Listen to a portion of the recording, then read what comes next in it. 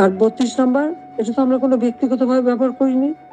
Museum সারা বিশ্বের অনেক বড় বড় নেতারা এসেছেন, রাষ্ট্রপ্রধান এসেছেন, সরকার প্রধান এসেছেন, ওই বাড়ি ভিজিট করেছেন। আজকে সেই বাড়িটা ভেঙে ফেলা হচ্ছে কেন? বাড়িটার কি অপরাধ?